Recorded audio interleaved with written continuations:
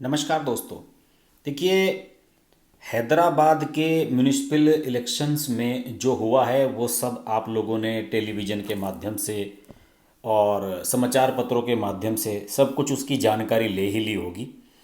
और ये भी जब इस समय जबकि मैं ये वीडियो शूट कर रहा हूँ, तो इस समय जो Hyderabad the great Hyderabad municipal corporation यानी कि GHMC, इसके जो नतीजे हैं उनमें 150 वार्ड की जो चुनाव हुए हैं उनमें से जो अभी तक मेरे पास जानकारी है इस वीडियो के शूट तक, उसमें यह है कि जो TRS है, तेलंगाना राष्ट्र समिति सत्ताधारी, KCR जो कि चीफ मिनिस्टर हैं उनकी पार्टी, उसने सबसे ज़्यादा 55 सीटें हासिल की हैं। 2016 में उन्हें 99 सीटें मिली थी। देख लीजिए आप खुद ही कितना नीचे आ गए हैं, 44 सीटें नीचे आ गए हैं। बीजेपी ने दूसरा स्थान हासिल किया है। उन्होंने 4 सीटें हासिल की थी 2016 में और अब वो 48 सीटों पर पहुंच गए हैं। हो सकता है कि जब तक आप ये वीडियो देख रहे हो उस समय तक 50 सीटें क्रॉस कर गई हो, लेकिन ये तय है कि बीजेपी दूसरे नंबर की पार्टी बन रही है इन चुनावों में, जो छोटे से एक लोकल बॉडी के चुनाव हैं तेलंगाना की राजधानी हैदराबाद के। और इसके अलावा यहाँ पर जो तीसरी मेन फोर्स है वो है ऑल इंडिया मजलिस इत्तेहादुल मुस्लिमीन यानी AIMIM, असदुद्दीन ओवैसी की पार्टी। असदुद्दीन ओवैसी हैदराबाद के सांसद भी हैं, सब जानते हैं, बड़े नेता हैं। उनकी पार्टी ने भी ये चुनाव जोरदार तरीके से लड़ा और उन्हें 44 सीटें मिली हैं। तो स्थिति यहाँ पर बिल्कुल भी क्लियर नहीं हुई। यहाँ पर स्थिति ऐसी बनी कि जो मेयर का पद है, मेयर के पद के लिए बहुत ही दिक्कत होने जा रही है, क्योंकि इसमें जो 45 सीटें हैं, 150 सीटें तो हैं चयनित जो कि चुनाव से जीत कर आए हैं, और 45 सीटें ऐसी होती हैं जिन्हें एक्स ऑफिसियो कहते हैं, यानी कि जो एक तरह के नामित सदस्य होते हैं लेकिन उन्हें भी वोटिंग का अधिकार होता है। यानी कि टोटल 195 की स्ट्रेंथ बन जाती है इस म्यूनिसिपल कॉरपोरेशन की, हैदराबाद की। और अगर किसी को यहाँ पर जीतना है तो उसके पास 98 वोट होना जरूरी है। और TRS के पास 31 ऐसे वोट हैं जो नामित वाले सदस्य हैं, एक्स ऑफिसियो जिन्हें कहते हैं, उनकी 31 वोट हैं और 55 अपनी हैं। तो यानी कि उनका मिलाकर आंकड़ा बैठता है 86 सीटों का। उसके बाद भी उन्हें जरूरत होगी किसी के समर्थन की। तो स्पष्ट है कि उनके सामने दो ही विकल्प होंगे कि वो या तो असदुद्दीन ओवैसी की पार्टी AIMIM से ले ले समर्थन, या बीजेपी से। और बीजेपी से वो समर्थन लेंगे नहीं। यही वजह है कि उनके सामने असदुद्दीन ओवैसी की पार्टी से समर्थन लेने के अलावा कोई दूसरा विकल्प बचता नहीं है। ऐसी स्थिति में हालांकि दोनों की फ्रेंडली टर्म्स हैं और दोनों ही वहाँ पर एक तरीके से एक दूसरे के प्रतिद्वंदी भी हैं हैदराबाद में, असदुद्दीन ओवैसी भी और TRS भी। लेकिन बीजेपी एक ऐसा फैक्टर है जिसमें दोनों को अपना प्रतिद्वंदी नजर आ रहा है। तो ऐसी स्थिति में मुझे लगता है कि असदुद्दीन ओवैसी की पार्टी के सामने झुकने के अलावा TRS के सामने कोई दूसरा ऑप्शन बचेगा नहीं। और अब TRS को उनका साथ लेना है या नहीं, ये बहुत देखने वाली बात होगी। और KCR जो चीफ मिनिस्टर हैं, उनके बेटे KTR वो अर्बन डेवलपमेंट का जो मंत्री हैं, शहरी विकास मंत्री भी हैं, और निश्चित रूप से वो नहीं चाहेंगे कि किसी भी तरीके से ये बॉडी उनके हाथ से निकले। और ऐसी स्थिति हो नहीं सकती कि बीजेपी ओवैसी को समर्थन दे दे या ओवैसी बीजेपी को समर्थन दे दें और मेयर बन जाए बीजेपी का। ऐसा संभव है नहीं। तो अंत में कुछ तरीका ऐसे ही निकलता हुआ मुझे नजर आ रहा है कि शायद असदुद्दीन ओवैसी की पार्टी और TRS मिलकर यहाँ पर काबिज हो जाएंगे सीट पर। TRS अभी भी काबिज है ही, और मेयर TRS का बन जाएगा और डिप्टी मेयर बन जाएगा असदुद्दीन ओवैसी की पार्टी का। ऐसा समीकरण बनता हुआ मुझे नजर आ रहा है। बहरहाल अगर ऐसा हुआ तो बीजेपी के हाथ में सारे पत्ते होंगे, बीजेपी के पास बड़ा मौका होगा। जैसे कि मैंने पहले भी आपको एक वीडियो में बताया है कि यहाँ पर जो मुस्लिम इलाके हैं, मुस्लिम इलाकों में इस बार TRS ने भी कैंडिडेट अपने उतार दिए, जबकि वहाँ असदुद्दीन ओवैसी का गढ़ है और कई जगह पर जो है असदुद्दीन ओवैसी में और टीआरएस में सीधे सीधे टक्कर हुई। वहाँ पर बीजेपी कहीं फाइट में थी ही नहीं। बीजेपी के पास मौका होगा कि देखिए दोनों मौका परस्त हैं और किस तरीके से मिल गए हैं, एक दूसरे के सामने लड़ रहे थे और अब एक दूसरे के साथ हो गए हैं।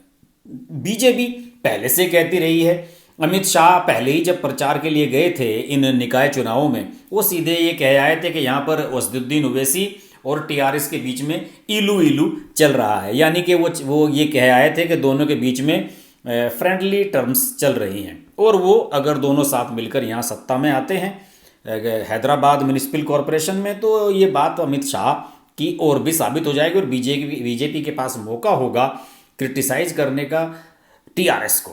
असदुद्दीन ओवैसी की पार्टी से बीजेपी को कभी कोई नुकसान नहीं है। असदुद्दीन ओवैसी की पार्टी जहां भी चुनाव लड़ती है बीजेपी का फायदा कराती है, दूसरी पार्टियों के वोट काटती है, और ऐसे में अगर सीधे सीधे बीजेपी का मुकाबला कहीं भी असदुद्दीन ओवैसी की पार्टी से ही हो जाए तो वहां भी बीजेपी फायदे में रहती है, क्योंकि वहां मतों का ध्रुवीकरण हो जाता है। मुस्लिम वोट एक तरफ चले जाते हैं, हिंदू वोट बीजेपी की तरफ चले जाते हैं। तो ऐसी स्थिति में बीजेपी को असदुद्दीन ओवैसी की पार्टी से कोई प्रॉब्लम नहीं है पूरे देश में कहीं भी। बीजेपी का असली टारगेट है तेलंगाना में 2023 में होने वाले विधानसभा चुनाव। 2018 में वहाँ विधानसभा चुनाव है, तो 2023 में होंगे।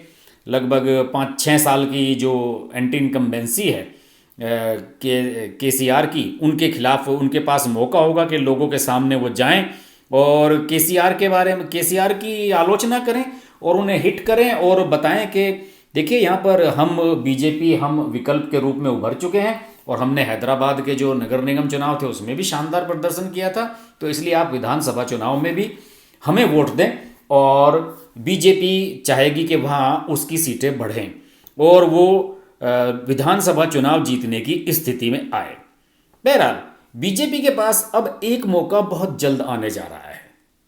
जैसे कि आपने इस वीडियो का टाइटल देखा ही होगा कि बीजेपी के पास मौका एक और आने जा रहा है टीआरएस को मात देने का। अभी हाल ही में नागार्जुन सागर विधानसभा सीट है तेलंगाना की, वहाँ के टीआरएस के एमएलए थे नोमुला नरसिम्हा, उनका निधन हो गया है हाल ही में, और वहाँ पर उपचुनाव होने जा रहा है अगले 4-5 महीने के अंदर अंदर। आपको पता ही है कि कहीं भी किसी के निधन से कोई सीट खाली होती है तो 6 महीने के अंदर अंदर वहाँ चुनाव होना जरूरी होता है। और यहाँ पर बीजेपी के पास एक बार फिर चांस होगा कि अपनी प्रेजेंस तेलंगाना में दर्ज कराए। अभी आपको याद होगा कि ये जो हैदराबाद के इलेक्शन हैं इनसे लगभग 1 महीने पहले ही यहाँ पर उपचुनाव हुआ था। जब पूरे देश में 59 सीटों पर उपचुनाव हुए थे तो यहाँ पर तेलंगाना की दुबक जो विधानसभा सीट थी वहाँ पर उपचुनाव हुआ था। वहाँ के विधायक टीआरएस के विधायक थे एस रामलिंगा रेड्डी, उनका निधन हो गया था। उनकी पत्नी को टिकट दिया था टीआरएस ने, लेकिन वहाँ बीजेपी ने 1000 वोटों से जीत हासिल की थी। उसी के बाद हैदराबाद म्यूनिसिपल कॉरपोरेशन का चुनाव जीतने का ख्वाब बीजेपी ने देखा था। तो बीजेपी के पास एक और मौका होगा कि वो उपचुनाव में जाए और टीआरएस को टक्कर देने का प्रयास करे। हालांकि इस सीट पर नागार्जुना सागर सीट है जो अभी खाली हुई है, इस पर पिछली बार दूसरे नंबर पर कांग्रेस के प्रत्याशी रहे थे जना रेड्डी, और कांग्रेस के बड़े नेता हैं, लीजेंड नेता हैं वहाँ के, और 2018 में वो दूसरे स्थान पर रहे थे और उन्हें हराया था स्वर्गीय नोमुला नरसिम्हा ने, जिनका अभी हाल ही में निधन हुआ है। और टीआरएस चाह रही है कि नरसिम्हा के बेटे भगत को प्रत्याशी बनाया जाए। जैसे कि दुबक में इन्होंने एस रामलिंगा जिनका निधन हुआ था उनकी पत्नी सुजाता को टिकट दिया था, उसी तरीके से यहाँ पर चाह रहे हैं कि जो पेशे से वकील हैं टीआरएस के बेटे, टीआरएस के नरसिम्हा के बेटे भगत, उनको प्रत्याशी बनाए। पार्टी में एक्टिव भी हैं, पार्टी के लिए काफ़ी काम कर रहे हैं। दूसरी ओर बीजेपी तलाश कर रही है किसी ऐसे नाम की जो उन्हें चित कर सके, और उनकी नज़र गई है जना रेड्डी पर। कांग्रेस के जना रेड्डी दूसरे स्थान पर रहे थे, अब राजनीति में ज़्यादा सक्रिय नहीं हैं और चाहते हैं कि अपने बेटे रघुवीर को आगे बढ़ाया जाए। तो बीजेपी चाह रही है कि जना रेड्डी के बेटे रघुवीर को उतारा जाए। उनके बेटे, अगर उनका बेटा नरसिम्हा का बेटा आता है मैदान में भगत, तो उनके सामने उतारा जाए जना रेड्डी के बेटे रघुवीर को। तो यानी कि बीजेपी के पास एक मौका और आने वाला है तेलंगाना का। तो मुझे लगता है कि अभी तेलंगाना में बीजेपी काफ़ी कुछ करेगी, क्योंकि अब ये दूसरा ऐसा राज्य बनने जा रहा है साउथ इंडिया का, कर्नाटक के बाद तेलंगाना, जहां बीजेपी ने अपनी राजनीतिक प्रेजेंस दिखाई है।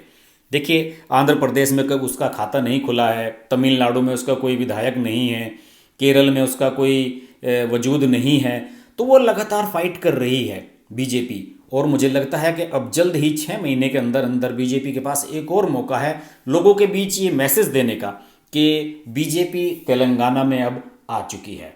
बहरहाल सबकी नज़रें तो इसी पर हैं कि हैदराबाद म्युनिसिपल कॉरपोरेशन का अंत क्या होगा। हो सकता है कि जिस समय आप ये वीडियो देख रहे हो इसका फैसला हो चुका हो, लेकिन बीजेपी का काम हो चुका है। बीजेपी का मकसद था इसमें एक अच्छा संदेश देना, और बीजेपी अपनी शानदार जीत दर्ज कराने में सफल रही है। 4 सीटों से 50 सीट तक पहुंच जाना बड़ी बात है। तेलंगाना और साउथ के दूसरे स्टेट्स की राजनीति पर हम बात करते रहेंगे। आप देखते रहिए हर्ष की बात लाइव। नमस्कार। अगर आपको हमारी वीडियो पसंद आई तो वीडियो को लाइक करें, चैनल को सब्सक्राइब करें और नोटिफिकेशंस के लिए बेल आइकन को प्रेस करें।